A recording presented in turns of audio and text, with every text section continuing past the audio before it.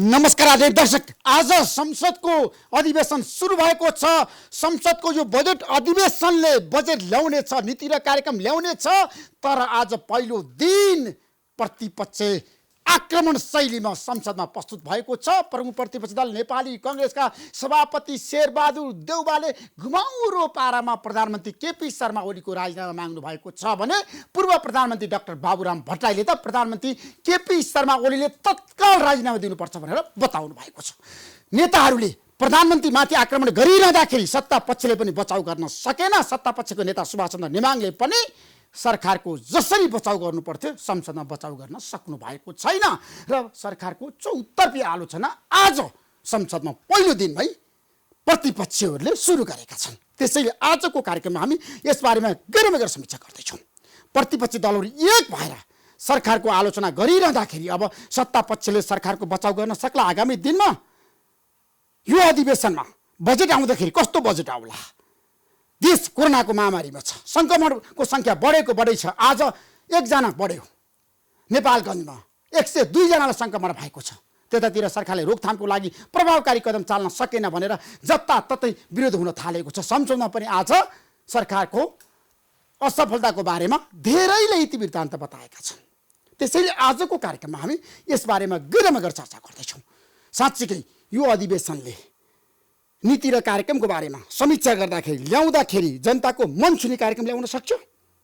प्रतिपक्षले साँच्चीकै अब संसदमा करार रूपमा प्रस्तुत भइरहँदाखेरि आगामी दिनमा धेरै विषयवस्तुमा जनताको मन छुने गरी प्रस्तुत हुन सक्छन्।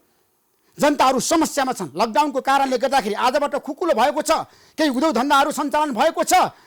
जनजीवन बिस्तारै यतिखेर गतिमा अगाडि बढ्दैछ। देशभरिको अवस्थाको कुरा गर्ने हो भने आज जनताहरू उत्साहित छन्। सडकमा गाडीहरू कुदेको छ, ब्याङ्कहरू खुला भएको छ, औद्योगिक धन्दाहरू उद्योगहरू बिस्तारै अगाडि बढेको छ।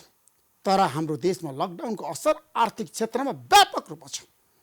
हामी सबैको आजको एजेन्डा भनेको अर्थतन्त्रलाई बचाउने हो। त्यतातिर आगामी बजेट केन्द्रित होला त? अर्थविदहरूले प्रतिक्रिया दिइरहेका छन्। सरकारले बजेट बनाउँदाखेरि किसानहरूको मन छुने बजेट बनाउनुपर्छ, उद्योगपतिहरूको समस्या समाधान गर्ने बजेट बनाउनुपर्छ, देशको विकास र समृद्धिको लागि नयाँ किसिमको प्याकेजहरू घोषणा गर्नुपर्छ, योजनाहरू ल्याउनुपर्छ, रणनीतिहरू बनाउनुपर्छ। तर कति सम्भव होला त ती कुराहरू? कोरोनाको महामारीलाई नियन्त्रण गर्नको लागि सरकारले अब सशक्त र प्रभावकारी कदम चाल्न सक्छ? किटको अभाव हुन थालेको छ। त्यतातिर सरकारको ध्यान गएको छैन। किन बेलैमा किट आउँदैन? PCR परीक्षण किन तीव्र गतिमा अगाडि बढ्दैन? हामी कहाँ चुकिरहेका छौँ? त्यसैले आज हामी यसबारेमा विशेष रूपमा चर्चा गर्दैछौँ। त्यसैले आज हामी सत्तारूढ दलभित्रको अन्तर्कथाको, अन्तर्द्वन्द्वको, आन्तरिक कलहको इतिवृत्तान्त तपाईँहरूलाई आज हामी देखाउन चाहन्छौँ। प्रधानमन्त्री केपी शर्मा ओलीको सत्तारूढ दलबाटै आलोचना भइरहेको छ र प्रतिपक्ष एक ढिक्का भएर प्रधानमन्त्रीको राजीनामा मागिसकेपछि अब सत्ता पक्षले कस्तो रणनीति बनाउला त? प्रधानमन्त्रीले सबैलाई आग्रह गर्नुभएको छ। आज उहाँले सांसदहरूलाई भन्नुभएको छ, एक ढिक्का भएर तपाईँहरू सरकारको बचाउ गर्नुहोस् भनेर। अब के सत्तारूढ दलका नेताहरूले सरकारको बचाउ गर्न सक्छन् त? 20 जना स्थायी समितिका सदस्यहरूले स्थायी समितिको बैठक तत्काल डाक्नको लागि फेरि पनि आग्रह गरेका छन्। अब के होला त? आजको जनता जान्न चाहन्छन् कार्यक्रममा नेपाल कम्युनिस्ट पार्टीका प्रभावशाली नेता भीम रावल हुनुहुन्छ। भीम रावलजी, तपाईँलाई म जनता जान्न चाहन्छन् कार्यक्रम स्वागत गर्न चाहन्छु। धन्यवाद। तपाईँ प्रधानमन्त्री केपी शर्मा ओलीको आलोचकको रूपमा नेपाली राजनीतिमा परिचित हुनुहुन्छ र प्रधानमन्त्रीलाई तपाईँ आजको दिनमा पदबाट हटाउन सक्नुहुन्छ, राजीनामा गराउन सक्नुहुन्छ? त्यो हिम्मत र साहस छ तपाईँसँग? म प्रधानमन्त्रीको आलोचक होइन, प्रधानमन्त्रीका गलत क्रियाकलापको आलोचक हो र जुन क्रियाकलापले राष्ट्रको हित नभएको मैले देख्छु, जहाँनिर लोकतन्त्रमा आघात परेको देख्छु र जनताको हित रक्षाको लागि जहाँ कमी कमजोरी देख्छु, मैले त्यो औँल्याएर उहाँलाई सहयोग पुर्याएको हुँ। र कुनै पनि व्यक्तिले जब आफ्नो कर्तव्य, आफ्नो दायित्व पुरा गर्दैन, त्यसपछि सम्बन्धित व्यक्तिले त्यो कुरा महसुस गर्नुपर्ने स्थिति यो लोकतन्त्रमा आउँछ आउँछ होइन, जस्तो प्रतिपक्षी दलको नेता शेरबहादुर देउवा भन्दा पनि माथि उठेर त्योभन्दा पनि युटर्न भएर तपाईँ चाहिँ प्रधानमन्त्रीको विरोधी नेताको रूपमा देखिनु भयो नि त पार्टीभित्र।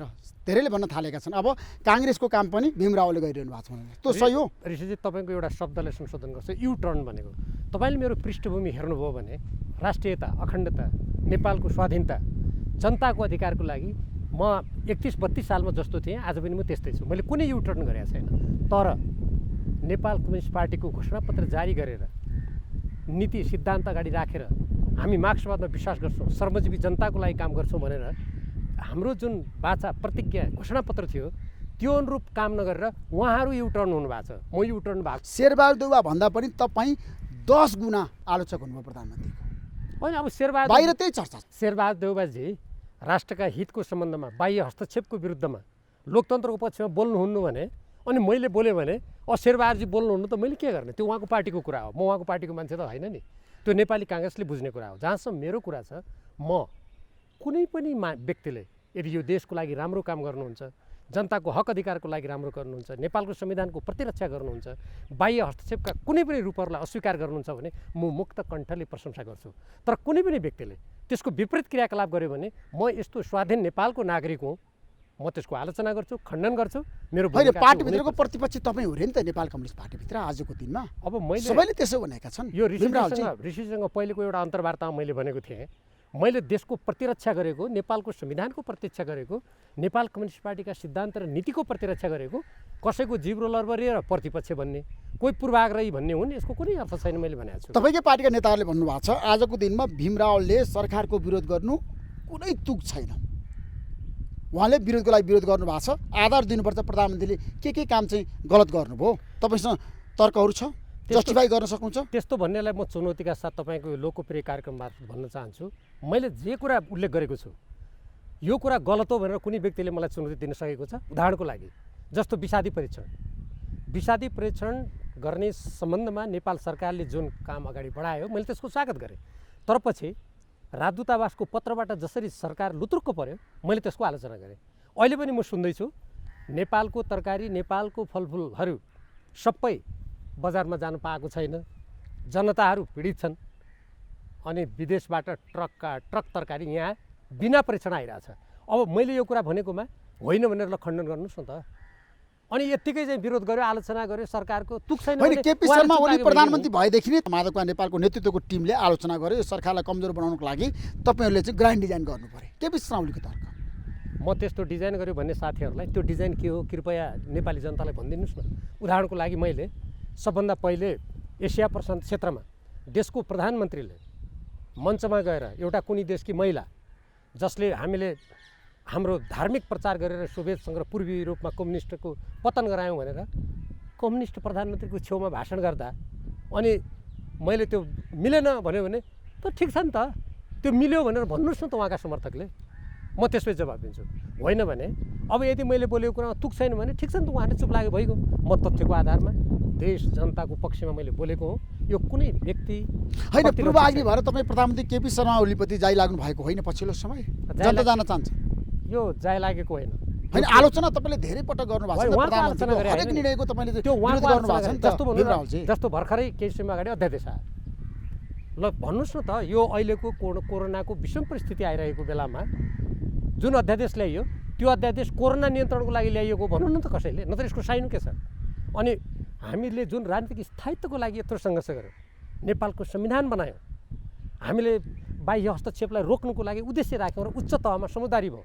अनि त्यो कानुनलाई देश कोरोनाको विरुद्ध लडिरहेको बेला संशोधन गरेर हटाएर पार्टी विभाजन गर्ने कानुन ल्याउनु पर्ने के आवश्यकता पर्यो भन्दा यदि कसैले जाइ लागेको भने ठान्छ भने अध्यादेश आवश्यक थियो। सरकारले चाह्यो भने जहिले पनि ल्याउन सक्छ। मैले अहिलेको अवस्थामा समाजवादी पार्टीलाई फुटाउनको लागि ल्यायो भनेर प्रधानमन्त्रीले खुला भन्नुभएको छ त। अनि अहिले कोरोनाको विरुद्ध लड्ने हो कि कुनै पार्टीलाई फुटाउनुतिर त्यो पहिले नेपाली जनताले घृणा गरेको सत्ताको फोहोरी खेल खेल्ने हो? काम के हो? अहिले के कुनै पार्टीलाई फुटाउँदै हिँड्ने अनि आफ्नै पार्टी पनि विभाजित हुनसक्छ भन्ने मानसिकता सिर्जना गर्ने हो कि अहिले देशलाई एकताबद्ध गर्ने साना ठुला जोसुकै पार्टी हुन् साथमा लिएर कोरोनाको सङ्कटबाट नेपाली जनतालाई जोगाउने हो? अब पहिलो काम भनेको नेपाली जनतालाई जोगाउने हो भन्दा अब कसैले जाइ लाग्या ठान्छ भने होइन पहिलो काम भनेको त्यसमा मेरो जनताको भन्नु जीवन के रक्षा हो नि त आजको दिनमा होइन कोरोना विरुद्ध लड्नको लागि सबै शक्ति एक हुनुपर्छन् हो। अनि तपाईँहरूले चाहिँ प्रधानमन्त्रीलाई सहयोग नगर्ने समर्थन नगर्ने हामी त समय सहयोग त गरिरहेको थियौँ अहिले त तपाईँले त नेपाली विरोध जनता- गरिरहनु भएको छ होइन। प्रधानमन्त्रीको हरेक कदमको विरोध हरेक प्रत्येक दिन कदमको गोप्य कोठामा बैठक बसेर प्रधानमन्त्रीलाई चाहिँ कसरी हटाउने भन्ने रणनीति बनाउनुहुन्छ यो हास्यास्पद तर्क हो। जति बेला देशमा कोरोना सङ्क्रमणको जोखिम बढेर देश बन्देजको अवस्थामा गयो त्यसपछि त सबै राजनीतिक क्रियाकलापहरू बन्द थिए। हामीहरू सबै घरमा बसिराखेका थियौँ, सीमित थियौँ। कसैले उहाँलाई हटाउने कुनै प्रक्रिया आरम्भ हुने कुनै स्थिति थिएन, किनभने प्रधानमन्त्रीलाई हटाउनको लागि प्रतिनिधि सभाको बैठक चाहिन्छ कि पार्टीको केन्द्रीय कमिटीको बैठक हुनु पर्यो, पार्टीले निर्णय गर्नु पर्यो, त्यो दुवै कुरा भइरहेको छैन। अनि एक्कासी आफै कोरोनाको विरुद्ध लड्नुपर्नेमा राजनीतिक दललाई फुटाउने कानुन ल्याउने, संवैधानिक संयन्त्रलाई बलियो बनाउनको लागि, संवैधानिक निकायको नियुक्तिलाई निष्पक्ष बढी पारदर्शी बनाउनको लागि बनाएको संवैधानिक परिषदको कानुन परिवर्तन गरेर आफै खलबल मचाउने अनि अरूले गर्यो भन्ने यहाँभन्दा हास्यास्पद तर्क के हुनसक्छ? तर प्रधानमन्त्रीको भनाइ छ नि त मलाई काम गर्न दिएन पार्टीका नेताहरूले, प्रचण्डले, माधवकुमार नेपालले, झलनाथ खनालले। ठिक छ मैले अध्यादेश ल्याएँ, फिर्ता गरिसकेपछि फेरि पनि सरकारको विरोध गर्ने त्यो कुन आशयले ल्याएको थियो, किन ल्याएको थियो? अनि एउटा पार्टी फुटाउने नाममा रौत ७२देखि मान्छेहरूलाई नेपाल प्रहरीको प्रमुख जस्तो व्यक्तिलाई समेत संलग्न गरेर पार्टीका प्रतिनिधि सभाका सदस्यलाई संलग्न गरेर त्यो किन गर्यो भनेको जवाब दिनु पर्दैन नेपाली जनतालाई? पार्टीलाई जवाब दिनु पर्दैन? मैले यो गरेँ, मैले अध्यादेश ल्याएँ, जे गरेँ यो लोकतन्त्रमा चल्दैन ऋषिजी त्यस्तो। यो लोकतन्त्रमा होइन प्रधानमन्त्री अध्यादेश ल्याउन मिल्दैन भीमरावजी अध्यादेश लोकतन्त्रमा देशको हितमा ल्याउन पार्लियामेन्ट सिस्टममा मिल्छ, जनताको हितमा ल्याउन मिल्छ। अब यो अध्यादेश देश र जनताको हितमा थिएन भने तपाईँको निष्कर्ष हो। अनि पार्टी फुटाउँदै हिँड्ने सत्ताको खेल खेल्ने देश र जनताको हितमा हुन्छ? त्यसो भए अब तपाईँहरूले प्रधानमन्त्रीलाई सहयोग गर्ने कि पदबाट हटाउने तपाईँहरूको निष्कर्ष के त? मैले उहाँ जुन दिनदेखि प्रधानमन्त्री 20 हुनुभयो, जना स्थायी समिति सदस्यको साझा मत हो। तपाईँलाई दुईवटा कुरा म भन्छु। जुन दिनदेखि उहाँ प्रधानमन्त्री हुनुभयो त्यो बेलादेखि नै नेपालको संविधान, नेपाल कम्युनिस्ट पार्टीको घोषणापत्र, यसका नीति सिद्धान्तसँग बेमेल हुने कुरातर्फ मैले उहाँको ध्यान आकर्षित गराएँ। अलोकप्रिय नहो, पार्टीको नीति सिद्धान्त राष्ट्रको मूल लक्ष्यबाट विचलित नहुनुहोस्, यसले पार्टी अलोकप्रिय हुन्छ, तपाईँ अलोकप्रिय हुनुहुन्छ भनेर मैले कुरा उठाएँ। त्यो मेरो उहाँलाई असहयोग होइन, सहयोग हुनुपर्थ्यो। सहयोगको लागि मैले त्यो कुरा उठाएको। अहिले जहाँसम्म तपाईँले 20 जनाको कुरा उठाउनु भयो, हामी 20 जनाले जब नेपालको संविधानको मूल मर्ममाथि प्रहार भएर राजनीतिक अस्थिरताको खेल पुनः यो देशमा एउटा विषम परिस्थितिमा खेल्न सुरु भयो, हामीले त्यसमा खबरदारी गरेर त्यसलाई रोक्ने, नेपालको संविधानको मर्मको रक्षा गर्ने उद्देश्यबाट हामीले सचेत गरायौँ। हामीले पार्टीको बैठकको माग गऱ्यौँ। नेपाल कम्युनिस्ट पार्टी नेकपाको पार्टी विधान बमोजिम यसको धारा 59 अनुसार 59 को 4 बमोजिम 15 दिनभित्र बैठक बस्नु पर्थ्यो, तर बोलाइएको बैठक पनि स्थगित भयो र नेपाल कम्युनिस्ट पार्टीको विधान मिचियो, त्यसको प्रावधान मिचियो।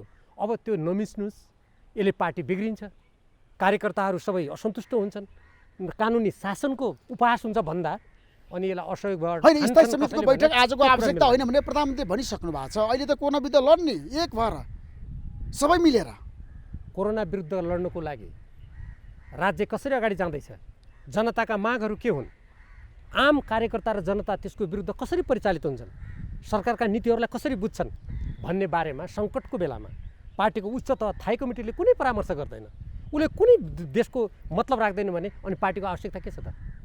अहिले कोरोना विरुद्ध लड्ने बाहेक अरू कुनै काम गर्नुहुन्न भन्ने यदि उहाँको साँच्चैकै इमान्दार कुरा हो भने अनि यस्तो बेलामा पार्टी विभाजन हुने अध्यादेश उहाँले किन ल्याउनु भयो त? के हामीले सुरु गरे हुन्थ्यो? अनि उहाँले संवैधानिक परिषदलाई जुन संविधानको मर्म अनुसार अगाडि ल्याउनु पर्ने हो त्यसको विरुद्ध किन जानुभयो? म तपाईँलाई एउटा महत्त्वपूर्ण कुराको जानकारी गराउँछु। यो संवैधानिक परिषदको सम्बन्धी बहुमतको जुन व्यवस्था छ, त्यो सम्बन्धी ऐन छ, त्यो ऐनलाई जुन बेला सर्वोच्च अदालतका प्रधान न्यायाधीशलाई मन्त्री परिषदको कार्यकारी प्रमुख बनाइयो, प्रधानमन्त्रीको स्वरूप दियो, त्यो बेला बिगारिएको थियो। त्यसपछि सुशील कोइराला प्रधानमन्त्री हुनुभयो, उहाँले त्यसलाई फेरि सुधार्नुभयो। माधव कुमार नेपाल प्रधानमन्त्री हुनुभएको बेला पहिलोचोटि यसको कानुन आयो, त्यो कानुन यसको त्यो संयन्त्रहरूको मर्यादालाई स्थापित गर्ने खालको थियो, त्यसलाई बिचमा बिगारियो। सुशील कोइरालाजीले फेरि सच्याउनु भयो, अहिले आएर फेरि उहाँ त्यही सर्वोच्च अदालतको प्रधान न्यायाधीशलाई प्रधानमन्त्री बनाएको बाटोमा हिँड्दै हुनुहुन्छ। अनि त्यो कुरा औल्याउँदा असहयोग हुन्छ। तर तपाईँले राम्रोसँग हेर्नु भएको छ, प्रधानमन्त्री केपी शर्मा ओली तपाईँको पार्टीको अध्यक्ष हो, तपाईँहरूले प्रधानमन्त्री बनाएको हो। अहिले आएर तपाईँहरूले प्रधानमन्त्रीको विरोध गरिरहँदाखेरि प्रतिपक्षले समर्थन गरिरहेछन् त फेरि काङ्ग्रेसले समर्थन गर्ने अनि सत्तारूढ दलकै नेताहरूले चाहिँ प्रधानमन्त्रीको विरोध गर्ने? तपाईँको प्रश्नै मिलेन। किन मिलेन? हामीले काङ्ग्रेसले प्रधानमन्त्री हटाउने भनेर कहिले भनेको छैन। आज शेरबहादुर देउवाले भन्नुभएको छैन। तपाईँहरू भन्नुहुन्छ प्रधानमन्त्रीलाई हटाउनुपर्छ, राजीनामा दिनुपर्छ। तपाईँहरूको तर्क बाहिर आइसक्यो। सम्पूर्ण कुरा गलत हो। कसरी गलत हो? म तपाईँलाई सचिवालयको बैठकमा प्रचण्ड र माधवकुमार नेपालले भन्नुभएको नि प्रधानमन्त्री केपी शर्माले राजीनामा दिनुपर्छ भने? त्यसको प्रसङ्ग राम्ररी बुझ्नुहोस्। पहिलो कुरा त के छ भने शेरबहादुरजीले कुनै बाह्य हस्तक्षेप हुँदाखेरि पनि चुप्प लागेर बस्नुहुन्छ भने अनि शेरबहादुरजी चुप लाग्नु भनेर हामी देशभक्त नेपाली चुप लाग्छौँ, त्यो उहाँको मामला हो। त्यतातिर म जान चाहन्छु। होइन, प्रतिपक्षले प्रधानमन्त्रीको राजीनामा नमाग्ने अनि सत्ता पक्षले किन माग्ने क्या प्रधानमन्त्री केपी शर्मा ओलीको राजीनामा? अब त्यो प्रतिपक्षलाई यो पार्टी फुटाउनुको लागि प्रधानमन्त्रीले के गर्नुभयो? यो पार्टीका अध्यक्षले किन अध्यादेश ल्याउनु भयो? अब त्यो शेरबहादुरजीलाई सरोकार नहुन सक्छ। उहाँलाई सरोकार नभयो भन्दैमा हामी देश जनताप्रति प्रतिबद्ध व्यक्तिहरूले त्यो कुरा नउठाउने हुन्छ, एउटा कुरा। दोस्रो, यो प्रधानमन्त्रीको विरुद्धमा प्रधानमन्त्रीलाई असहयोग गरेको भन्ने कुरै तर्कै गलत छ। हामीले गरेको के हो भने उहाँका गलत क्रियाकलापलाई सच्याउनु खोजेको। यो देशको हितमा उहाँ सरकारका सम्पूर्ण गतिविधि क्रियाकलापहरू केन्द्रित हुन्। यी एउटा विचलित अध्यक्ष फिर्दलीले प्रधानमन्त्री सचिनु भएन र भीमरावजी? त्यो बैठकमा भन्नु पऱ्यो नि, किन उहाँले त्यो ल्याउनु भयो? त्यो आशय खोल्नु पर्छ कि पर्दैन? नेपाली जनताले थाहा पाउनुपर्छ कि पर्दैन? पार्टीको उच्च तहमा नेपालको संविधान निर्माण गर्दा देशमा राजनीतिक स्थायित्वको लागि जुन मूलभूत उद्देश्यका साथ हामीले यो कानुन ल्याएका थियौँ, त्यो कानुनलाई यस्तो देशको अप्ठ्यारो अवस्थामा किन त्यसलाई बदल्नु पर्यो? त्यसको कारण जान्ने अधिकार पार्टीलाई हुँदैन, नेपाली जनतालाई हुँदैन? अनि त्यो कारण दिनुहोस्, त्यसको आशय के हो? बैठक तपाईँले बोलाउनुहोस् भनेर पार्टीको विधान बमोजिम 20-20 जना थाई कमिटीका सदस्यहरूले 45 जना मध्ये माग गर्दा अनि बैठकै नबोलाउने यो निरङ्कुश तन्त्र होइन। यो लोकतन्त्र हो। कानुनी शासन भनेकै विधानबाट चल्नुपर्छ, विधिबाट चल्नुपर्छ, प्रणालीबाट चल्नुपर्छ। त्यो विधि प्रणाली कानुनबाट चल्यो भने यो नेकपा लोकप्रिय हुन्छ, वर्तमान सरकार लोकप्रिय हुन्छ, स्वयं प्रधानमन्त्री लोकप्रिय हुनुहुन्छ भने हामीले त बाटो देखाएका हौँ।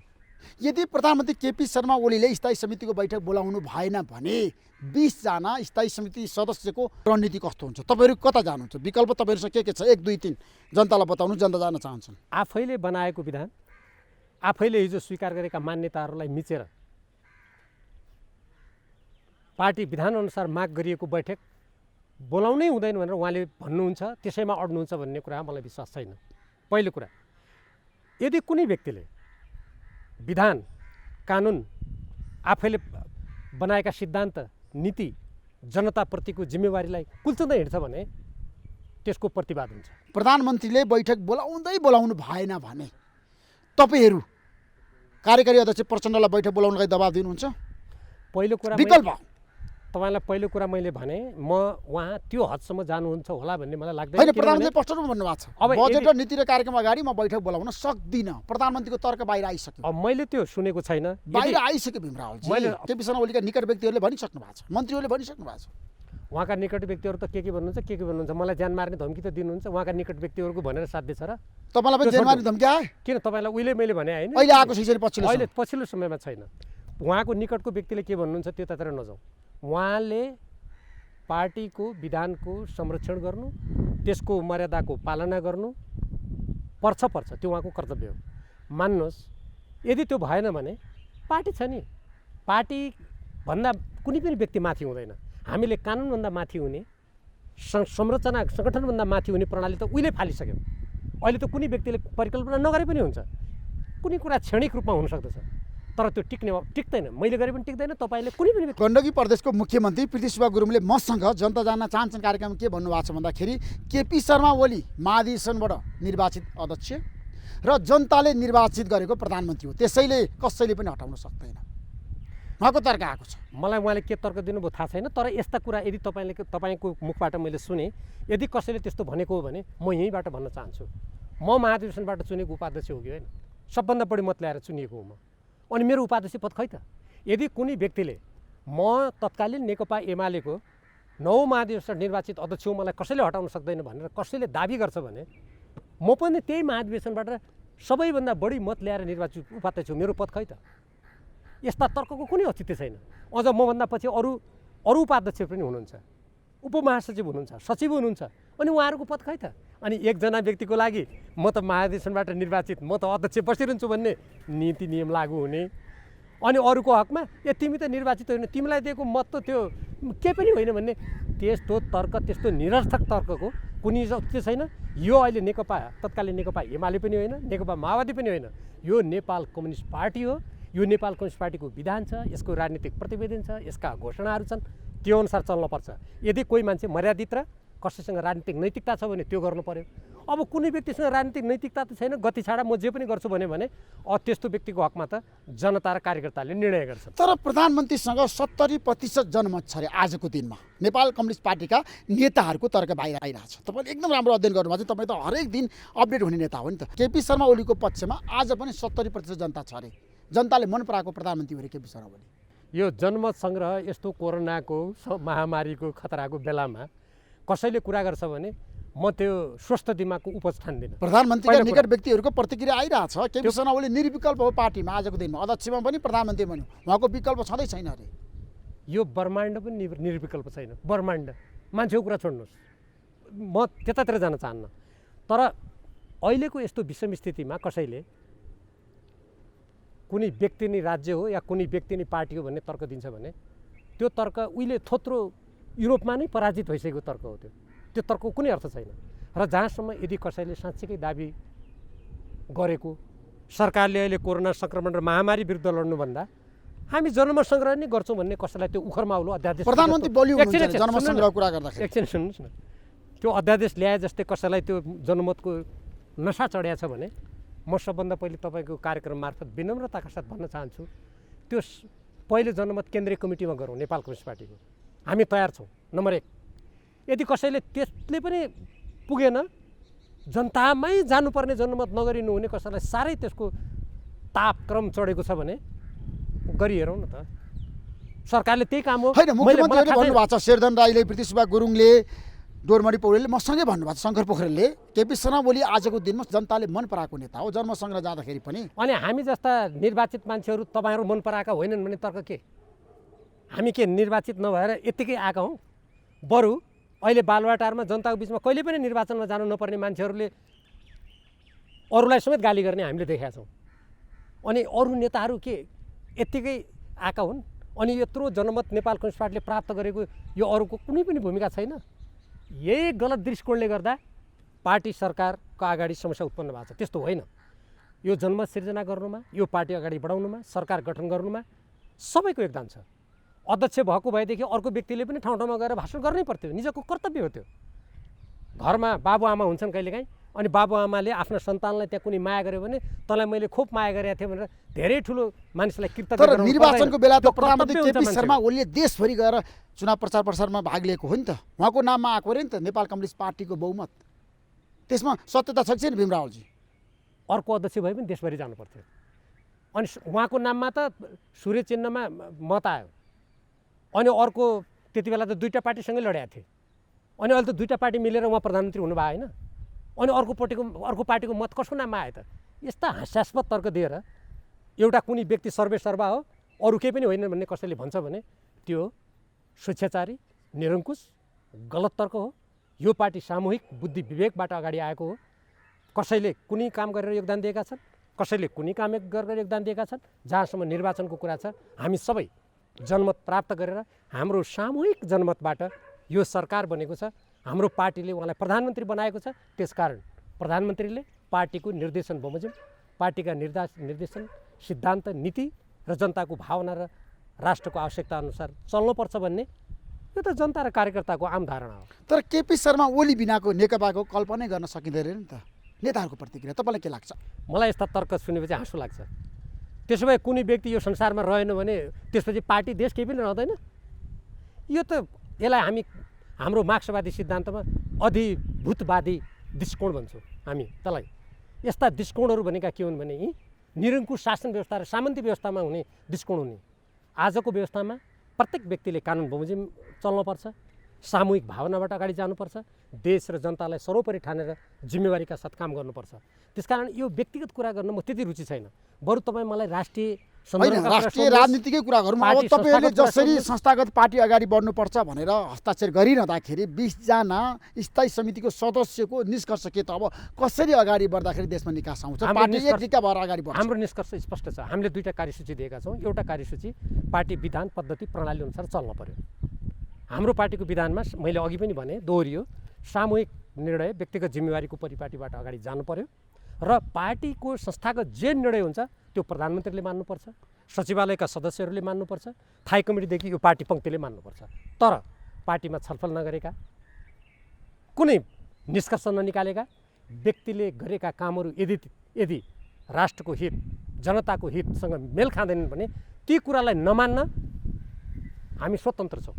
त्यसकारण अब समस्याको समाधान के हो भने, हामी 20 जना थाई कमिटीका सदस्यहरूको भनाइ के हो भने, हामीले यो अध्यादेश फिर्ता भयो, राम्रो भयो, तर यसका परिणामहरू, यसका प्रभावहरू जुन देखिए, यो पार्टीलाई जसरी बदनाम गराइयो त्यसको समीक्षा हुनुपर्छ। 1, 2 अहिले कोरोना महामारीको यत्रो ठुलो समस्या छ, कतिपय श्रमिक जनताहरू रोइरहेका छन्।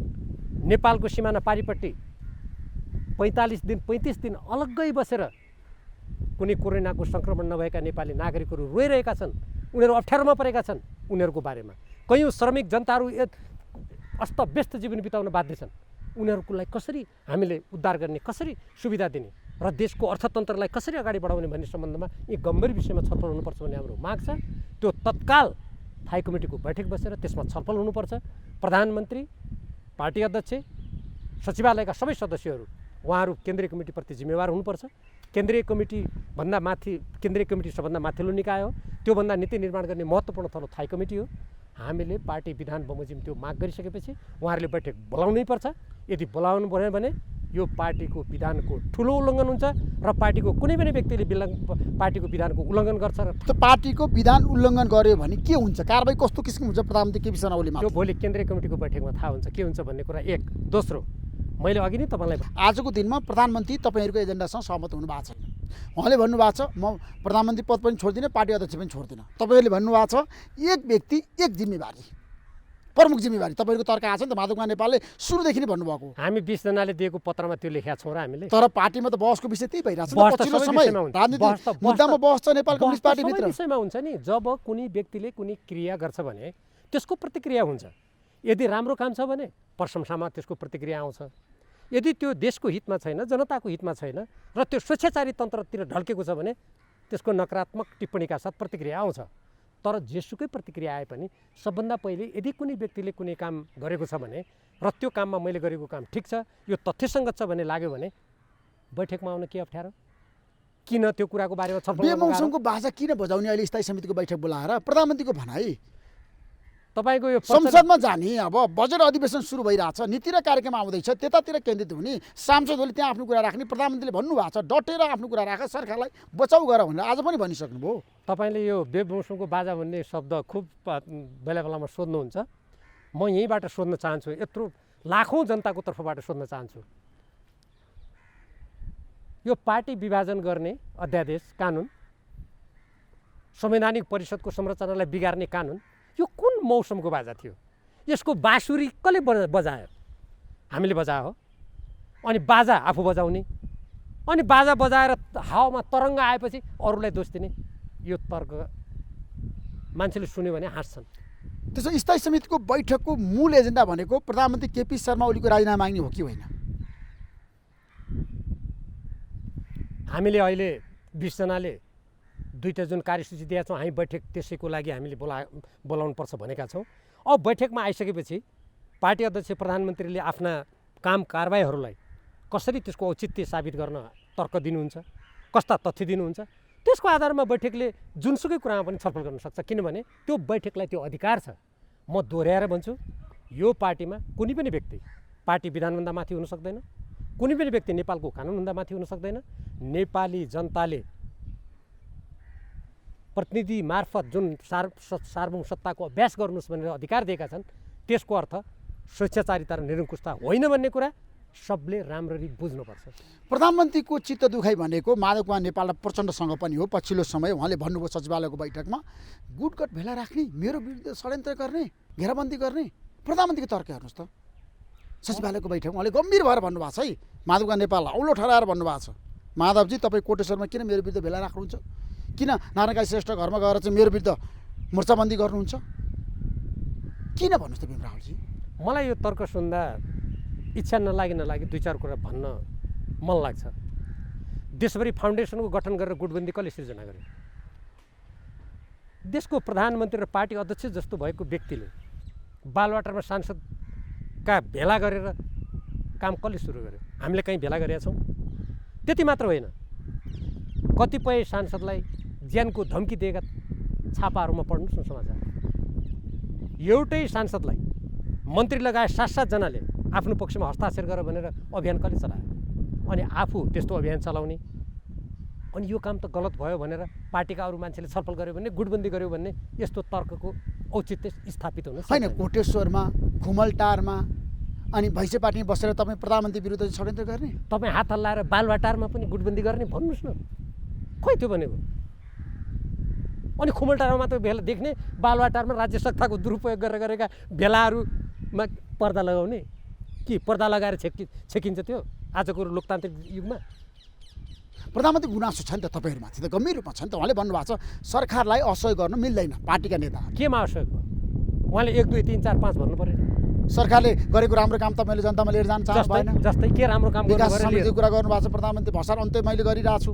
त्यसै भएर त होला नि त, यो भ्रष्टाचार कमिसन खुलेआम मागेका रेकर्ड भएका व्यक्तिहरूलाई पनि भ्रष्टाचार भएको छैन कि हामीले भनेका छौँ र? के हामी प्रशंसा गर्न सक्छौँ त्यस्तो?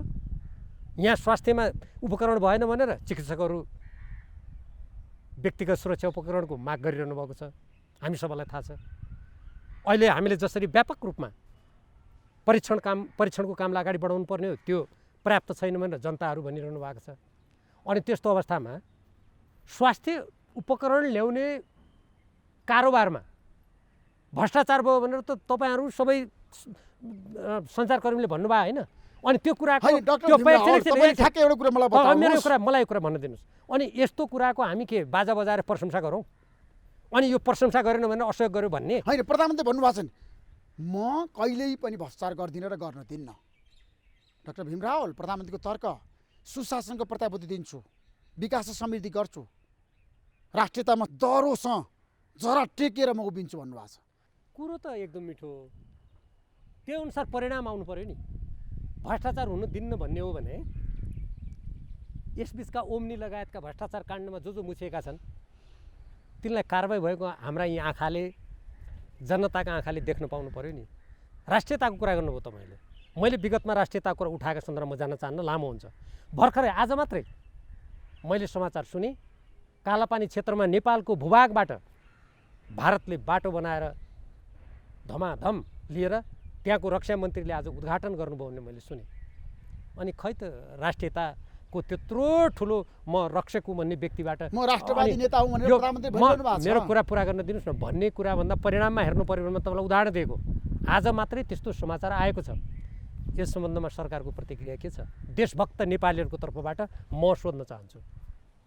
राष्ट्रियताको बारेमा कहिले पनि कोहीसँग पनि मैले सम्झौता गरिनँ, भारतसँग पनि एकदम दह्रो रूपमा उभिएर आफ्नो कुरा राखेँ भनेर प्रधानमन्त्रीले भन्नुभएको छ। मैले त्यसकारण त भने परिणाममा त्यो देखिनु पर्यो र आजको ताजा उदाहरण तपाईँलाई दिएँ नि। अब तपाईँ सोध्नुहोस् न नेपाल सरकारका सम्बन्धित व्यक्तिलाई यही प्रश्न सोध्नुहोस् र आज कालापानी क्षेत्रमा जुन बाटो बनाएर हाम्रो भूभाग मिचिएको छ त्यसको बारेमा के छ भनाइ भनेर तपाईँ प्रश्न सोध्नुहोस्। म त्यसको उत्तर असफल प्रधानमन्त्री हो त तपाईँको निष्कर्ष आजको दिनमा 2.5 वर्षको मूल्याङ्कन गर्दाखेरि? म सफल र असफल भन्ने शब्दको तुलाबाट यो राजनीतिमा कसैलाई जोख्न चाहन्न। म के भन्न चाहन्छु भने यो 2 वर्ष 6 महिनाभन्दा बढी अवधिमा भएका काम कारबाहीहरू राष्ट्रियताको सम्बन्धमा, लोकतन्त्रको सम्बन्धमा, नेपाली जनताको हक अधिकारको सम्बन्धमा, तपाईँहरूको प्रेस स्वतन्त्रताको सम्बन्धमा, श्रमजीवी जनताको हक अधिकारको सम्बन्धमा, प्रवासमा बस्ने नेपालीहरूको इज्जत र प्रतिष्ठाको लागि, देशको राष्ट्रिय स्वाधीनता अखण्डताको लागि हामीले यी काम गऱ्यौँ भनेर उहाँहरू बैठकमा ल्याउनुहोस्। तथ्यगत कुराहरू छन् भने हामी मुक्त कण्ठले प्रशंसा गरौँला र जहाँ जहाँ यी कुराहरूमाथि आघात परेको छ, जहाँ कमजोरी भएको छ हामी त्यो औँल्याउँला। हामीले त माग गरेका छौँ। यदि उहाँहरूले यसमा राम्रा काम गरेको छ भने त्यो बैठकमा ल्याएर छलफल गराउन किन गाह्रो?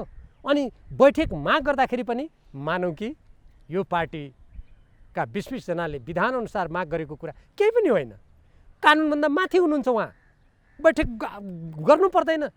यो लोकतन्त्रको नै उपहास हुन्छ र कम्युनिस्ट पार्टीको सिद्धान्त र नीतिको उपहास हुन्छ। यसलाई तथ्यबाट अगाडि ल्याउनुहोस्, राम्रो कुराको हामी प्रशंसा गर्छौँ नि। त्यसो भए तपाईँहरूको 20 जनाको अथवा माधवकुमार नेपाल प्रचण्डको, झलनाथ खनालको चाहना भनेको प्रधानमन्त्री केपी शर्मा ओलीलाई पदबाट हटाउने होइन आजको दिनमा एजेन्डा? मैले अघि नै भने होइन, ठ्याक्कै व्याख्या नगरिकन भन्नुहोस्। म व्याख्या नगरी तपाईँलाई भन्छु बैठक बोलाउँ, आफ्ना तथ्य प्रमाण र गरेका गतिविधिहरू त्यहाँ राखौँ, बैठकले जे देख्छ त्यो निष्कर्ष हुन्छ। त्यो निष्कर्ष सबैले मान्नुपर्छ। म एक्लैले कुनै व्यक्तिलाई हटाउने, तपाईँसँग अन्तर्वार्ता दिएर कुनै प्रधानमन्त्री अध्यक्षलाई हटाउने नहटाउने कुरा मैले यहाँ गर्नुको के तात्पर्य छ? तर नेताहरूले भनिसकेका छन्, तपाईँकै समूहको नेताहरूले भनेका छन् प्रधानमन्त्री केपी शर्मा ओलीले पार्टी अध्यक्ष र प्रधानमन्त्री दुवै पदबाट राजीनामा दिनुपर्छ, बालकोट गएर बस्नुपर्छ भन्ने तपाईँकै समूह छैन नेताहरू? होइन, बालकोट गएर बस्नुपर्छ त्यसो भन्नुभयो भनेर त वामदेव गौतमजी उपाध्यक्षले भन्नुभयो भनेर मैले समाचार माध्यममा पढेको हो। त उहाँको त्यो तर्क हो भने त्यो पनि त बैठकमा उहाँले किन तर्क दिनुभयो हामी सुन्छौँ नि त, बैठक बोलाउँ न, त्यहीँ थाहा हुन्छ नि। अनि प्रधानमन्त्रीले मैले यी राम्रा काम गरेको छु, यो अध्यादेश मैले यस्तो राम्रो उद्देश्यको लागि ल्याएको थिएँ, रौतहटबाट मान्छेहरूलाई, मेरा निकटका मानिसहरूलाई मैले पूर्व प्रहरी प्रमुख समेत लगाएर यस्तो राम्रो कामको लागि गरेका थिएँ भनेर उहाँ बैठकमा भन्नुहोस् न त, हामी त्यो तर्क सुन्छौँ नि। अष्टदश साक्यले पनि भन्नुभएको छ प्रधानमन्त्री केपी शर्मा ओलीले राजीनामा दिनै पर्छ। तपाईँ सहमति कि विमति? म सबभन्दा पहिले पार्टीको संस्थागत परिपाटीको प्रधानमन्त्री र अध्यक्षले सम्मान गर्नुपर्छ। उहाँले तुरन्त बैठक बोलाउनुहोस्। त्यो बैठकमा म आफूले बुझेका तथ्य प्रमाणहरू राख्छु। ती तथ्य प्रमाणहरूले सुई जतातिर देखाउँछ, यदि त्यो देखाएको सुईतर्फ त्यो पार्टी कमिटीको सहमति भयो भने त्यो सुईले जता जता देखाउँछ त्यता त्यता प्रधानमन्त्रीले पनि हिँड्नुपर्छ, हामी सबैले हिँड्नुपर्छ। तपाईँको पार्टीको विधानको व्याख्या गरिदिनुहोस् न। एक व्यक्ति एक प्रमुख जिम्मेवारी हो तपाईँको पार्टीको आधिकारिक? हाम्रो पार्टीको विधानमा स्पष्ट रूपमा उल्लेख गरिएको छ, पार्टी कमिटीका सबै पदाधिकारी र सदस्यहरूको एक प्रमुख जिम्मेवारी र आवश्यकता अनुसार सहायक जिम्मेवारी हुनेछ भन्ने कुरा स्पष्ट रूपमा लेखिएको छ। तर म दुःखका साथ मैले भन्नुपर्छ, प्रधानमन्त्री र अध्यक्षलाई मनपर्नेहरूलाई त्यो पार्टीको विधान लागू भएको छैन। अब जसलाई उहाँले चाहिँ यी व्यक्ति टाढै रहनु पाए हुन्थ्यो भन्ने उहाँको भित्र इच्छा होला, ती व्यक्तिको हकमा त्यो विधानको त्यो दफा लागू भएको म देख्छु।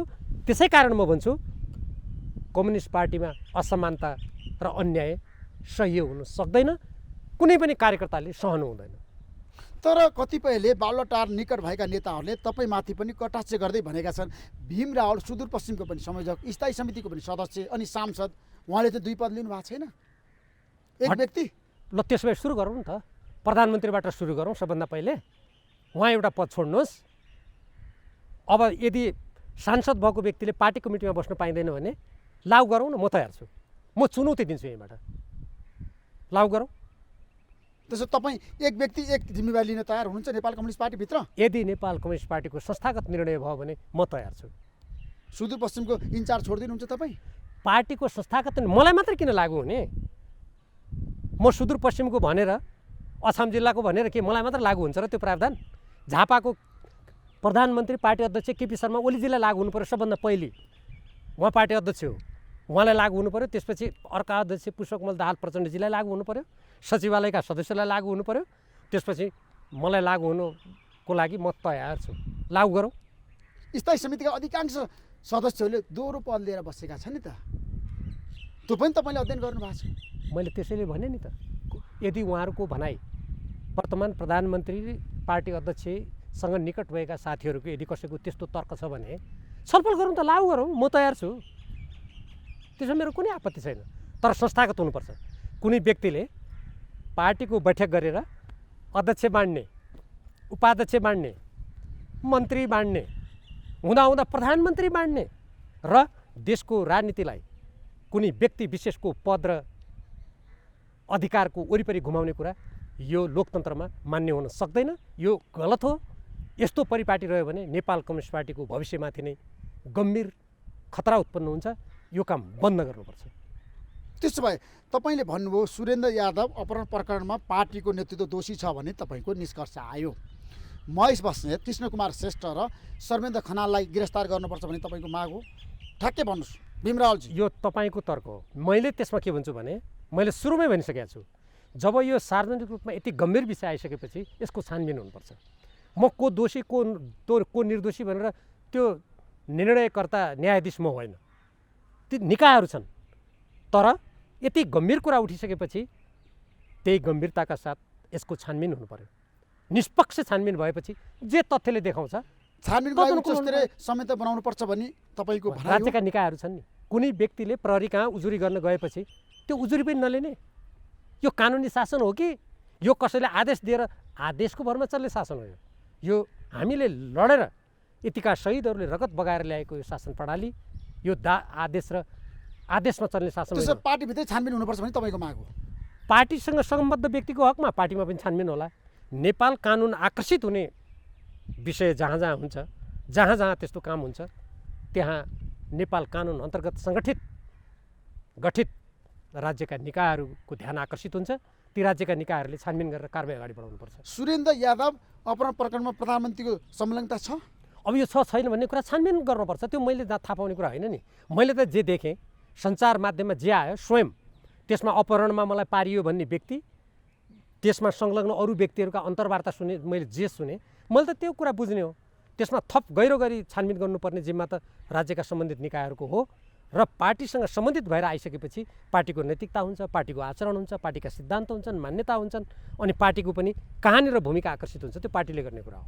भीमरावजी, एमसिसी पारित गर्नको लागि परराष्ट्र मन्त्रीले मलाई फेरि पनि भन्नुभएको छ पारित हुन्छ ऋषिधुमालजी, यही अधिवेशनमा यही प्रतिनिधि सभाको बैठकमा हामी पारित गर्छौँ, अगाडि बढाउँछौँ भनेर भन्नुभएको छ। तपाईँहरूले कार्यदलमा बसेर पारित हुनै सक्दैन भन्नुभएको छ तपाईँ र झलनाथ खनालले। अब के हुन्छ भने एमसिसी पारित हुन्छ संसदबाट? अब सरकारका मन्त्रीले कहाँ के भन्नुभयो त्यो उहाँहरूको कुरा हो। तर यो मिलेनियम च्यालेन्ज कर्पोरेसनसँग नेपाल सरकारको जुन सम्झौता भएको छ, यदि यो सम्झौता पारित भयो भने नेपालको संविधानको उल्लङ्घन हुन्छ, नेपालको स्वतन्त्र परराष्ट्र नीतिको उल्लङ्घन हुन्छ, नेपालको स्वाधीनता सार्वभौमतामाथि प्रहार हुन्छ, नेपालको भूमि विदेशीहरूको कब्जामा जान्छ, नेपालको विद्युत प्रसारण लाइन विदेशी कम्पनीको कब्जामा जान्छ र नेपाल स्वतन्त्र परराष्ट्र नीति संयुक्त राष्ट्रको बडापत्रको मान्यताबाट विचलित हुन्छ र एउटा अमुक देशको सैनिक गठबन्धनको अन्तर्राष्ट्रिय हिस्सा बन्छ, जुन देशको लागि दुर्भाग्य हुन्छ। त्यसकारण एउटा त्यो, दोस्रो जुन त्यो सम्झौताका प्रावधानहरू छन् हामीले त्यो प्रावधान एक एक गरेर केलाएका छौँ। त्यो प्रावधानहरू यति असमान छन् कि नेपाल मानौँ एउटा कुनै देशको उपग्रह हो र एउटा कम्पनी त्यो राज्यभन्दा पनि माथि छ र एउटा कुनै विदेशी कम्पनीले नेपाल राज्यलाई चलाउने, नेपाल सरकारलाई चलाउने र नेपाल सरकारको कुनै पनि भूमिका नहुने र त्यो विदेशी कम्पनीको इसारामा नेपाल राज्य र सरकार चलाउनु पर्ने प्रावधानहरू छन् त्यहाँ। तपाईँले कुनै बेला मलाई मिलेनियम च्यालेन्ज कर्पोरेसन र नेपाल सरकारको बिचमैको सम्झौताको विस्तृत कुरा के हो भनेर अन्तर्वार्ता लिनुभयो भने म त्यसका दफाहरू, मेरो त्यसमा कुनै पूर्वाग्रह छैन, त्यसका बुँदाहरू नेपाली जनताको अगाडि राखेर यी कुरा प्रमाणित गर्न सक्छु। अब कसैले नेपालको स्वाधीनता भयो जायज आओस्, नेपाली भूमि कब्जा, अलिकति यो राष्ट्रहितको पक्षमा छ एमसिसी भनेको। त्यो हितमा छ कि नेपालीहरूले विकास समृद्धि आज चाहेका छन्, त्यसलाई रोक्न मिल्दैन। नेपालको हितमा छ कि बेहितमा छ कि नेपालको त्यसले समृद्धि गर्छ कि गर्दैन भन्ने कुरा त्यसका दफाहरू बोल्नुपर्छ। त्यो कुनै व्यक्ति बोलेर त्यो प्रमाणित हुन सक्दैन। र जहाँसम्म नेपालको विकासको कुरा छ भने विकास हुन्छ भन्ने जुन तर्क छ, अनि नेपालको स्वाधीनता, स्वतन्त्रता, नेपाली भूमि, नेपाल राज्य कसैको इसारा र कसैको अधीनमा घचेटेर अनि केही अरब रुपियाँ हामीले प्राप्त गऱ्यौँ भनेर कसैले भन्छ भने त्यो तर्क नेपालको हित विपरीत हुन्छ। नेपालमा तपाईँले देख्नु भएको छ यहाँ करोड र अरबका त कमिसन र घुस काण्ड छ नेपालमा, कैयौँ खरबौँ रुपियाँ यहाँनिर दुरुपयोग भएर गएको छ। अनि आफ्नो सम्पत्तिको सदुपयोग गरेको कुरातिर ध्यान नदिने, अनि अर्काको के अरब रुपियाँको लोभमा परेर वा त्यो त नेपालको लागि विकास गर्छ नि भनेर नेपालको स्वाधीनता र स्वाभिमान र अखण्डतामा आँच पुर्याउने अधिकार कसैलाई पनि हुन सक्दैन। त्यसकारण मिलेनियम च्यालेन्ज कर्पोरेसनसँग भएको सम्झौता अहिले यही रूपमा यदि कसैले पारित गर्छ भने त्यो देशघात हुनेछ, त्यो नेपालको दीर्घकालीन अस्तित्वमाथि प्रहार हुनेछ र नेपाली जनताको सार्वभौम सत्तामाथि त्यसले ठुलो सङ्कट निम्त्याउनेछ। त्यो मान्न सकिँदैन। परराष्ट्र मन्त्रीले फरक मत पनि राख्नु भएको छ, कार्यदलमा बसेर उहाँले भन्नुभएको छ पारित गराउनुपर्छ भन्ने पनि उहाँको रणनीति छ र प्रधानमन्त्रीको पनि त्यही रणनीति मैले बुझेको छु। र अमेरिकन गभर्मेन्टको एउटा दृष्टिकोण स्पष्ट रूपमा फेरि पनि आइसक्यो, यस्ता स्थितिमै पारित हुनुपर्छ, हामी संशोधन गर्न तयार छैनौँ, बुदाहरू सच्याउन तयार छैनौँ। अमेरिकन गभर्मेन्टको प्रतिक्रिया, प्रवक्ताको प्रतिक्रिया तपाईँले पढ्नु भएको ठिक छ, त्यो आइसक्यो होइन। आफ्नो सम्झौताको बारेमा, आफ्नो नीतिको बारेमा बोल्न अमेरिका स्वतन्त्र छ, म त्यसमा कुनै टिप्पणी गर्न चाहन्न। ठिकै छ नि त। यदि नेपालको स्वाधीनता, स्वतन्त्रता, नेपाली जनताको स्व निर्णयको अधिकार, नेपाल राज्य र नेपाल सरकारको स्वतन्त्रतामाथि आँच पुर्याउने प्रावधान संशोधन गर्न अमेरिकी मिलेनियम च्यालेन्ज कर्पोरेसन तयार छैन भने नगरोस् न त, हामी अस्वीकार गर्नुपर्छ त्यसलाई। श्रीलङ्का सरकारले भर्खरै अस्वीकार गरेको तपाईँलाई जानकारी होला नि। मिलेनियम च्यालेन्ज कर्पोरेसनको पहिलो सम्झौता माडागास्कर देश भन्ने देशसँग भएको थियो। त्यो माडागास्कर देशसँग भएको पहिलो सम्झौता नै असफल भयो र माडागास्करमा सैनिक विद्रोह भयो। त्यहीँबाट त्यो असफल भएको छ त। हुनसक्छ यदि अमेरिकी सरकारले संशोधन गर्न चाहँदैन भने हामीले आफ्नो देशको स्वाधीनता स्वतन्त्रतालाई बन्धकी राखेर अनि हामी हात थापेर भिक्षाटन गरेर नेपाली जनतालाई सरकारले तपाईँलाई अनुदान दिएको हो नि त त्यत्रो रकम, नेपालले किन नलिने भीम रावलजी?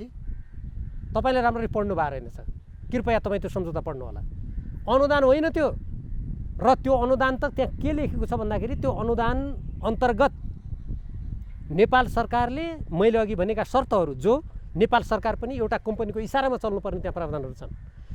विद्युत प्रसारण लाइन बनाएपछि त्यो विद्युत प्रसारण लाइन र त्यसले चर्चेको जग्गामा अमेरिकाको अनिश्चितकालीन आधिपत्य हुने कुरा छ। त्यहाँ नेपाल सरकारले त्यो कम्पनीको निर्देशन मान्नुपर्ने प्रावधानहरू छन् त्यहाँ, र नेपाल सरकारले पनि 14 अरब त्यहाँ लगानी गर्नुपर्छ, र नेपाल सरकारको 14 अरब त्यो मिलेनियम च्यालेन्ज कर्पोरेसनलाई अनुदान रे। त्यो नेपालको योजनै होइन। नेपालको योजना भएदेखि नेपाल सरकारको जुन प्रतीक चिन्ह छ, हामी लोगो भन्छौँ अङ्ग्रेजीमा, त्यो प्रतीक चिन्ह पनि नेपाल सरकारले राख्न पाउँदैन।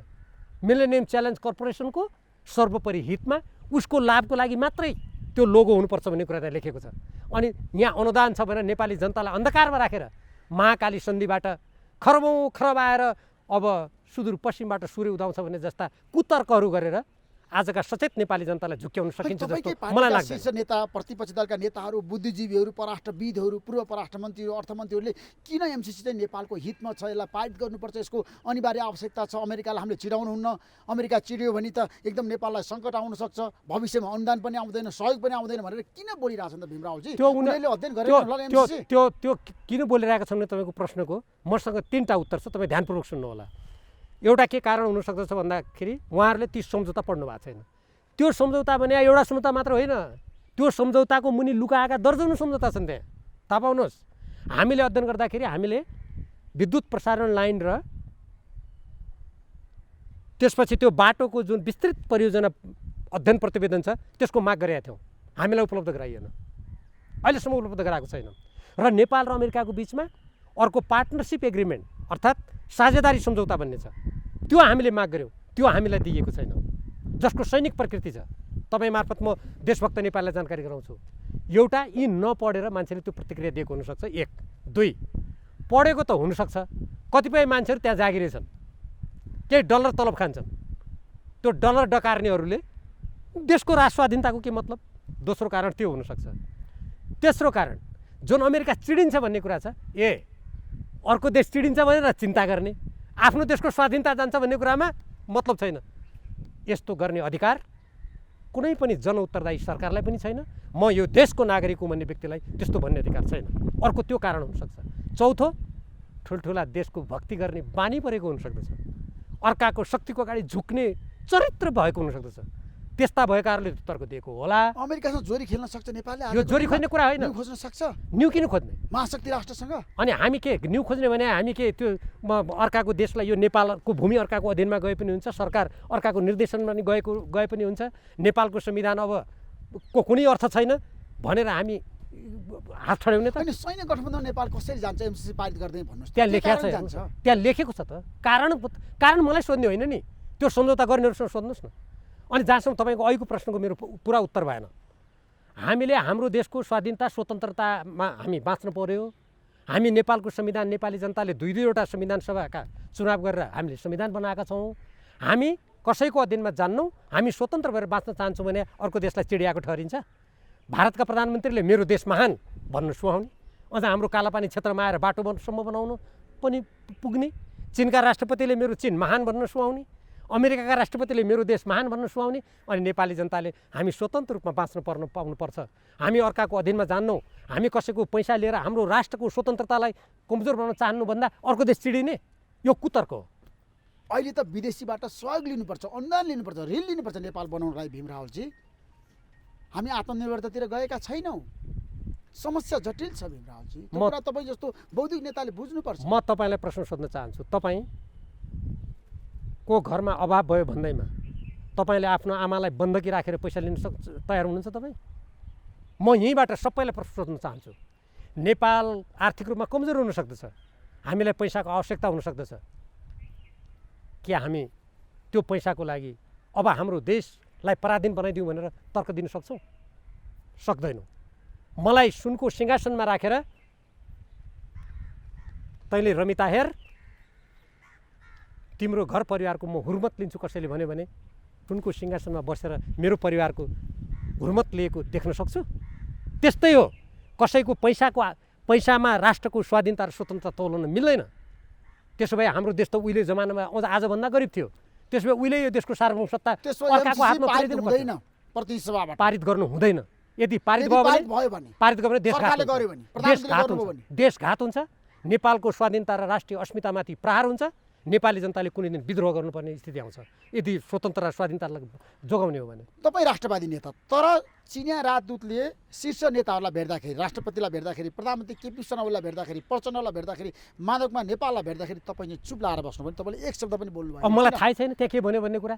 यदि चिनिया राजदूत या कुनै पनि देशको राजदूतले सरकार बचाउनको लागि राजदूतले चाहिँ गोप्य भेटवार्ता गरे तपाईँलाई थाहा भएन? होइन, मलाई त्यो भेटवार्ता गरेको मैले समाचार आयो नि त, भीमरावले अध्ययन गर्नु भएन आज? मैले समाचार माध्यममा पढेँ, तर चिनिया राजदूतले त्यहाँ के भन्नुभयो भन्ने मलाई थाहा छैन। नेपाल कम्युनिस्ट पार्टीलाई एक राख्नुपर्छ, केपी शर्मा ओलीलाई हटाउनुहुन्न भनेर उहाँले भन्नुभएको छ। यदि कसैले नेपाल कम्युनिस्ट पार्टी एक हुनुपर्छ, नेपालको स्वाधीनता जोगिनुपर्छ, नेपालमा कोरोना नियन्त्रण हुनुपर्छ भन्यो भने त्यहाँ विरोध गर्नुपर्ने कुरा के छ र?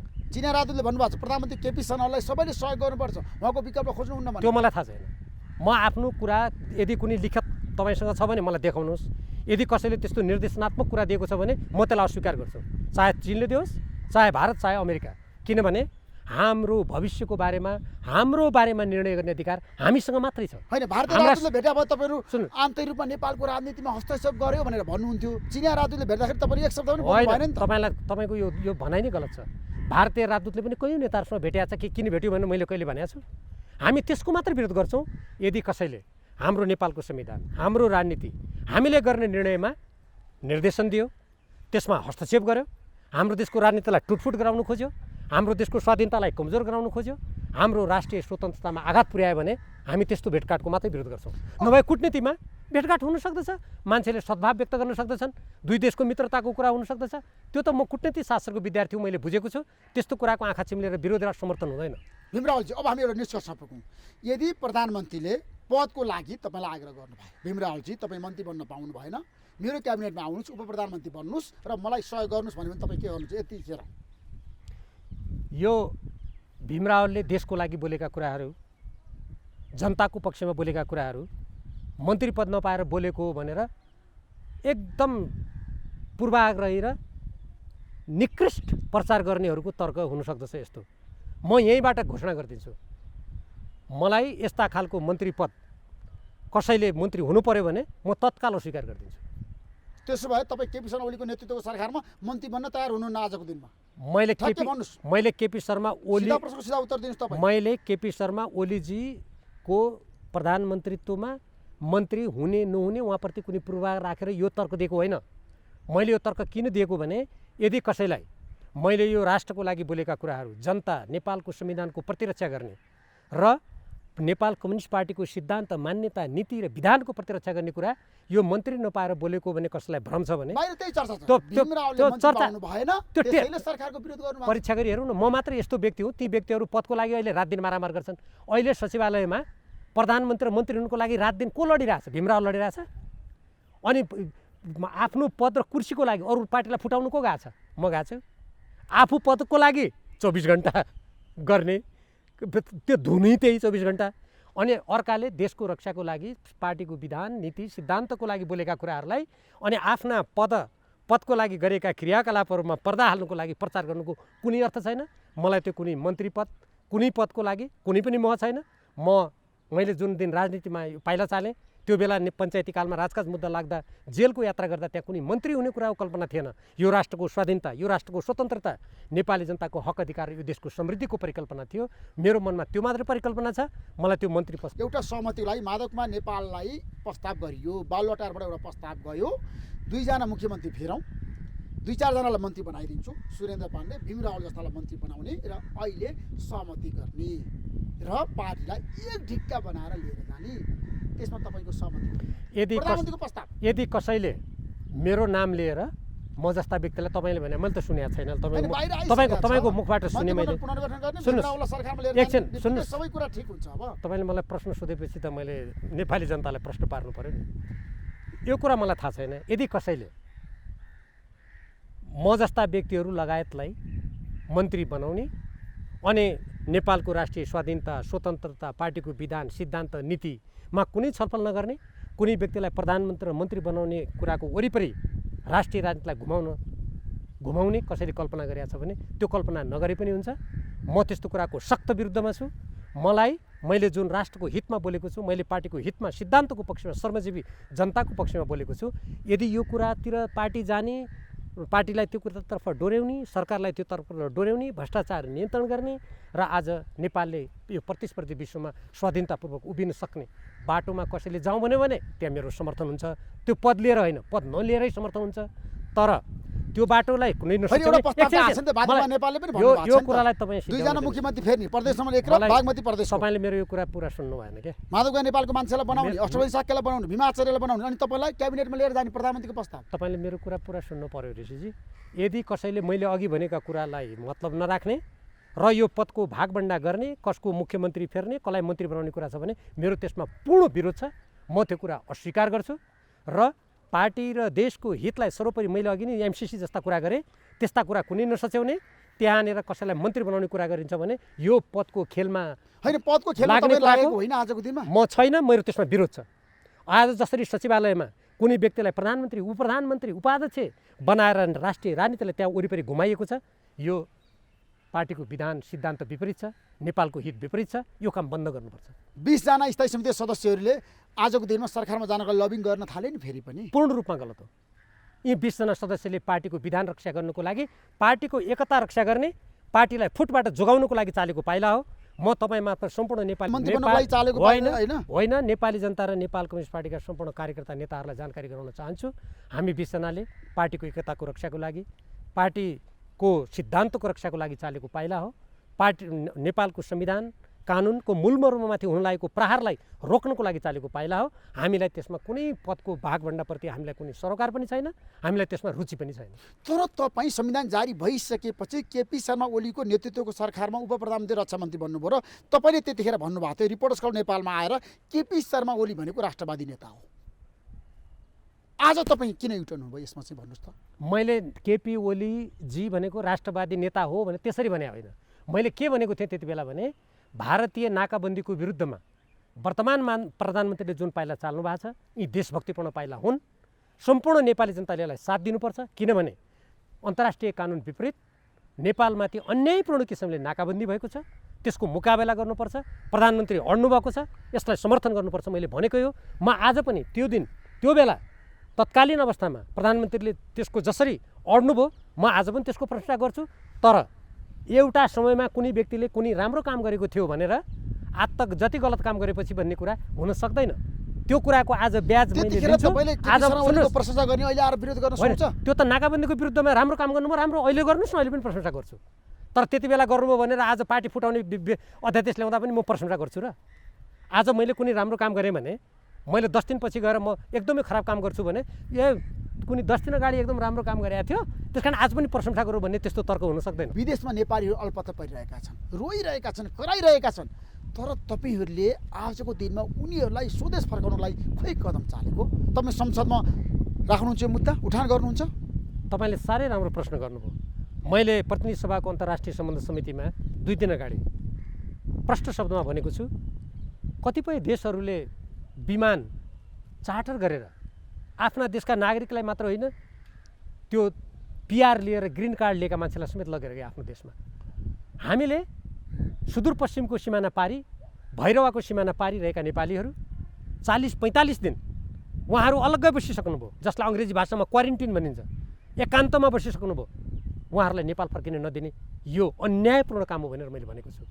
म यहीँबाट भन्न चाहन्छु, सरकार अनुत्तरदायी हुन मिल्दैन। हामीले कोरोना सङ्क्रमण भएका व्यक्तिहरूलाई नेपालमा यत्तिकै भित्र दिनुपर्छ भन्ने तर्क कसैले पनि दिएका छैनौँ। तर जो व्यक्तिहरू सिमानामा आएर त्यो एकान्तवासको अवधि पुरा गरिसकेका छन् ती नेपालीहरूलाई तुरन्त नेपाल फर्काउनुपर्छ। उनीहरूको तथ्य विवरण लिएर उनीहरूलाई सम्बन्धित पालिकामा बस्न दिनुपर्छ। त्यस्तै गरेर जो अरू देशमा रहेका प्रवासी नेपालीहरू छन् उनीहरूको स्वास्थ्य अवस्था कस्तो छ, उनीहरूको त्यहाँ दैनिक जीविका कसरी चलिरहेको छ, तत्सम्बन्धमा सम्पूर्ण विवरण लिनुपर्छ। त्यो विवरण लिएर त्यहाँको सम्बन्धित सरकारसँग कुरा गर्नुपर्छ र क्रमशः भोलि स्थिति सहज हुँदै गयो भने स्वदेश फर्कन वातावरण बन्यो र यातायातका साधनहरू जहाजहरू चल्न थाल्यो भने ती नेपालीहरूले यहाँ स्वदेश फर्किनु पाउनुपर्छ र उनीहरूको चासो सरकार केही पनि नराख्ने अनि सिमानामा आइसकेका नेपालीहरू 45 दिनसम्म एकान्त बास बसिसक्दाखेरि पनि उनलाई देशभित्र नल्याउने नीति सर्वथा अनुचित छ, गलत छ। यसतर्फ नेपाल सरकारले ध्यान दिनुपर्छ र यो नीतिलाई तदनुकूल सच्याउनुपर्छ। त्यसो भारतमा रहेका ती नेपालीहरूलाई स्वदेश फर्काउनुपर्छ भन्ने तपाईँको अडान हो? तत्काल सिमानामा रहेका जसले 45 दिन अलग्गै बसिसकेका छन्, एकान्त बसिसकेका छन्, जसमा कुनै कोरोनाको सङ्क्रमण छैन भन्ने कुरा पुष्टि भएको छ र जसलाई भारतीय प्रशासनले दिनदिनै तिमीहरू स्वदेश फर्क भनेर दबाब दिइरहेको छ, ती नेपालीहरूलाई फर्काउनुपर्छ। अरू सहरमा रहेका नेपालीहरू, अरू सहरमा धेरै म त्यसमा पनि भन्छु, खानु पाएको छैन, म त्यस सम्बन्धमा पनि भन्छु, अरू सहरमा बसिरहेका जति पनि नेपालीहरू हुनुहुन्छ त्यहाँ यदि कसैले खान पाएको छैन, कसैको त्यहाँ बस्ने व्यवस्था नभएर सडकमा आउनुपर्ने अवस्था छ भने ती नेपालीहरूको विवरण दिल्ली स्थित राजदूतावास र अरू ठाउँमा रहेका हाम्रा कूटनीतिक नियोगहरूले लिनुपर्छ र उनीहरूको समस्या समाधान गर्न भारत सरकारसँग कुराकानी गर्नुपर्छ। यदि उनीहरूलाई कोरोना सङ्क्रमण छैन, सुरक्षित रूपमा देशभित्र फर्काउन सकिने कुनै विकल्प छ भने त्यतातर्फ पनि नेपाल सरकारले सोच्नुपर्छ। यद्यपि म यत्तिकै ल्याउनुपर्छ, कोरोनाको परीक्षण पनि गर्नु हुँदैन, हामीले यत्तिकै ल्याउनुपर्छ भनेर कसैले प्रचार गरे जस्तो आँखा चिम्लेर गैर जिम्मेवार भएर काम गर्नुपर्छ भनाइ मेरो होइन। त्यसो भए अमेरिकाबाट 500 जना नेपाली स्वदेश फर्काउनको लागि तयार भएर बसेका छन्, युरोपमा त्यत्तिकै छन्, कसरी ल्याउने त उनीहरू? युरोप र अमेरिकाको सम्बन्धमा अहिले यातायातका साधनहरू नचलेको अवस्था भएको हुनाले निजहरूलाई हाम्रो कूटनीतिक नियोगबाट विवरण लिएर उहाँहरूको बस्ने अवस्था र उहाँहरूको स्वास्थ्यलाई सुरक्षित गर्ने बाटोमा नै जानुपर्दछ। तर स्थिति अलिकति सहज भयो भने त्यसबारेमा सरकारले अहिलेदेखि तयार गरेर विवरण आफ्नो हातमा लिएर भोलि कसरी ल्याउने, उनीहरू देश आउनु पर्यो भने कहाँ बस्छन्, कसरी बस्छन्, उनीहरूको आफ्नो वासस्थानमा कसरी जान्छन् भन्ने कुराको योजना अहिलेदेखि नै बनाउनुपर्छ। सचिवालयको बैठकमा प्रधानमन्त्री बहुमतमा पुग्नुभयो, वामदेव गौतमले साथ दिनुभयो। स्थायी समितिमा प्रधानमन्त्री बहुमत हुनुहुन्छ अरे, केन्द्रीय समितिमा प्रधानमन्त्री बहुमत हुनुहुन्छ अरे, संसदीय दलमा प्रधानमन्त्री बहुमत हुनुहुन्छ अरे। केपी शर्मा ओली उहाँले भन्नुभएको छ म पार्टीको हरेक निकायमा बहुमत छु, देशभरि मलाई समर्थन छ, अनि मैले किन पार्टीबाट राजीनामा दिने अध्यक्षबाट र प्रधानमन्त्रीबाट, उहाँको भनाइ। तपाईँ के भन्नुहुन्छ? मैले त विधिवत रूपमा उहाँले राजीनामा दिनुपर्छ भनेर कार्यसूची बैठकमा प्रस्तुत भएर छलफल भएको मलाई थाहा छैन। यदि तपाईँले भने जस्तै वर्तमान प्रधानमन्त्रीबाट त्यस्तो धारणा कतै आएको छ भने ठिक छ नि त, उहाँ थाई कमिटीको बैठक बोलाउनुहोस्, आफ्ना कुराहरूलाई तथ्यलाई बहुमतबाट प्रमाणित गर्नुहोस्, केन्द्रीय कमिटीको बैठक बोलाउनुहोस्, त्यहाँ प्रमाणित गर्नुहोस्, अनि जनतामा पनि उहाँहरूलाई साह्रै मैले अघि नै भनिसकेँ, दोहोरिन्छ जस्तो लाग्छ, एकदमै अहिले नगरी नहुने जनतामा पनि हामीलाई त्यो के छ भनेर हेर्न मन लागेको छ भने हेर्नुहोस् न त, हामीले कहाँ नाइ भनेको छु त, मैले म त बैठक बोलाउँ भनेर माग गरिरहेको छु। हामी तपाईँहरूको माग भनेको स्थायी समितिको बैठक मात्र हो, उहाँको राजीनामा होइन। बैठक पहिले बोलाउनु पर्यो, त्यसमा देशको समग्र स्थिति र अहिलेसम्म भएका गतिविधिको समीक्षा हुन्छ। त्यो समीक्षाको सुईले, तथ्यले जतातिर दिशानिर्देश गर्छ त्यो दिशामा प्रधानमन्त्रीले हिँड्नुपर्छ, अध्यक्षले हिँड्नुपर्छ, सबैले मान्नुपर्छ। यो त दलीय व्यवस्था हो नि, यो कानुनभन्दा माथि कोही हुने व्यवस्था होइन यो। यदि कसैमा भ्रम छ भने त्यो राम्ररी सच्याउनु सबैको स्वास्थ्यको लागि लाभप्रद हुन्छ। प्रधानमन्त्रीले चाहिँ पार्टीको निर्देशन मान्नु पर्दैन भन्ने कतिपय नेताहरूको भनाइ छ के पछिल्लो समय। त्यो यो लोकतन्त्रमा सुहाउने लोकतन्त्र सम्मत भनाइ होइन, त्यो गलत भनाइ हो। त्यो पहिलेको धङधङी होला, उहिलेको व्यवस्थामा हुन्थ्यो त्यस्तो, खास व्यक्ति कानुनभन्दा माथि हुने, खास व्यक्तिले जे गरे पनि हुने। अहिले त्यो होइन त्यो प्रणाली। अहिले thank you so much Rahulji, महत्त्वपूर्ण समय दिनुभयो, तपाईँलाई म धेरै धन्यवाद दिन चाहन्छु। हस् त, नमस्कार।